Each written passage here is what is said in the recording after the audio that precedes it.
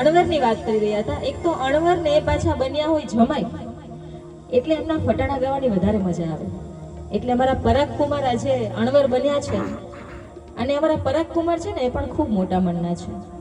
એમના ફટાણા ગાવ તો એવા સરસ હસતા હોય ને એટલે આપણને એમ થાય હજુ 2 ફટાણા ગાઈ લઈએ એમના. તો અમારા પરાગ કુમાર માટે અમે આ ફટાણું સરસ મજાનું ગાઈએ છીએ કે કોડી ગાગલડીમાં સોપારીનો કટકો જોયો રે વરરાજા તારા અણવરનો લટકો જોયો રે વરરાજા તારા અણવરનો લટકો માંગી સૂટ પહેરો છે ને અણવર બનવા આવ્યો છે માંગી સૂટ પહેરો છે ને અણવર બનવા આવ્યો છે હશે એનો લઈ જાશે પછી ચડશે ચટકો